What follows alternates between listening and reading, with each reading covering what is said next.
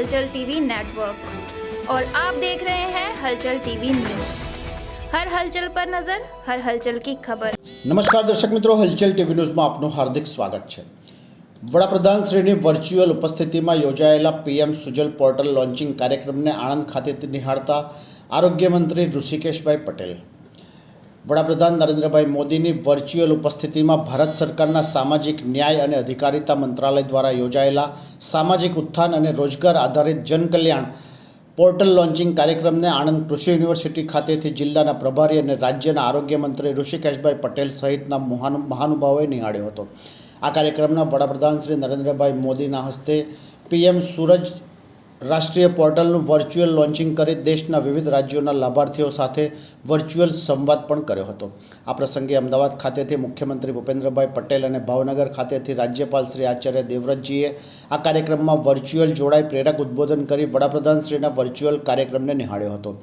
કાર્યક્રમ પૂર્વે પ્રભારી મંત્રીના વરદ હસ્તે આણંદ જિલ્લાના 2023-24ના વર્ષ દરમિયાન હાથ ધરાયેલા વિકાસ કાર્યોને આલેખતી અને જિલ્લા વહીવટી તંત્ર દ્વારા પ્રકાશિત પુસ્તિકા વિકાસ વાટિકાનું વિમોચન કરવામાં આવ્યું હતું તથા આયુષ્યમાન કાર્ડના લાભાર્થીઓને આરોગ્ય મંત્રીના હસ્તે કાર્ડનું વિતરણ કરવામાં આવ્યું હતું।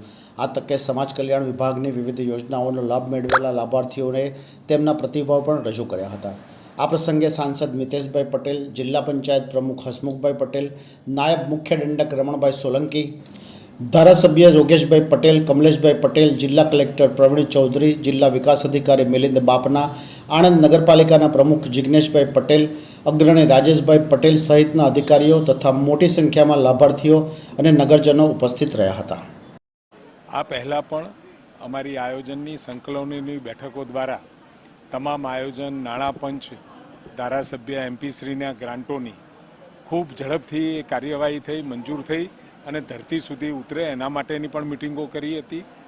આખા જિલ્લાની કરી હતી, તાલુકાની પણ કરી, વિધાનસભા સીટની પણ કરી હતી અને આજે દરેક જગ્યાએ લગભગ 4 જગ્યાએ વિધાનસભાના કાર્યકર્તાઓને મળવાનું અને સાથે બોરસદ મુકામે 13 કરોડ જેવા નગરપાલિકાના કામો, નગરપાલિકા ભવન સહિત ખાતમુહૂર્તના જે કામો હતા એ પણ આપણે ત્યાં બોરસદથી ખાતમુહૂર્ત કર્યા અને સાથે આજે પ્રધાનમંત્રી મોદી સાહેબ પીએમ સૂરજ યોજના પોર્ટલ જે આજે લોન્ચ કર્યું છે એ ગરીબ, પીછડે અને વંચિત લોકો માટે ખૂબ જ લાભદાયી અને તમામ યોજનાઓના સંકલનવાળી આ આખી યોજના જ્યારે એમને લોન્ચ કરી હોય ત્યારે જે વંચિત અને છેવાડાનો જે માણસ છે ત્યાં સુધી પહોંચવાનો પ્રયત્ન, સરકારની તમામ લાભો સેચ્યુરેશન પોઈન્ટ ઉપર મળે એ માટેનો આદરણીય પ્રધાનમંત્રીશ્રીનો સતત પ્રયત્ન હોય છે।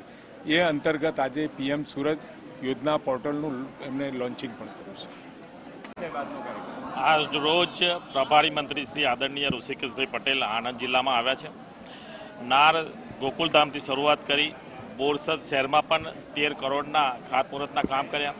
ભારતીય જનતા પાર્ટીના સોજિત્રા મત વિસ્તાર હોય અને પેટલાદ મત વિસ્તાર હોય, બોરસદ મત વિસ્તાર હોય, સૌ સંગઠનના પદાધિકારી સાથે એમણે મિટિંગ કરીને આવતી ચૂંટણીમાં 2024માં સંગઠનના પદાધિકારીઓને કઈ રીતે ચૂંટણીમાં ભાગ ભજવો એની સૌ માર્ગદર્શન આપ્યું। આજે એગ્રીકલ્ચર યુનિવર્સિટી ખાતે જ્યારે પ્રધાનમંત્રીજીએ લોન્ચ કર્યું હોય અને એને વંચિત ગરીબ લોકો છે ત્યાં સુધી લાભાર્થીઓ સુધી પહોંચવાનું જ્યારે પોર્ટલ લોન્ચ કર્યું છે એમાં પણ હાજરી આપી અને હજુ પણ ઉમરેઠ શહેરમાં ઘણા બધા વિકાસના કામો છે ત્યાં પણ જવાના છે। આજે આખો દિવસ આદરણીય ઋષિકેશભાઈ પટેલે આણંદ જિલ્લામાં પ્રભારી મંત્રીશ્રી અને આરોગ્ય મંત્રીશ્રી તરીકે એમને અહીંયા પૂરા દિવસ રહ્યા છે। જ્યારે વાતાવરણ એક ભારતીય જનતા પાર્ટી તરફ હોય, સૌ સંગઠનના પદાધિકારી સાથે આવતી ચૂંટણીમાં એમનો શું રોલ છે અને બૂથ સુધી પહોંચવા માટે એમને માર્ગદર્શન આપ્યું છે। ये है हलचल टीवी नेटवर्क और आप देख रहे हैं हलचल टीवी न्यूज़। हर हलचल पर नजर, हर हलचल की खबर।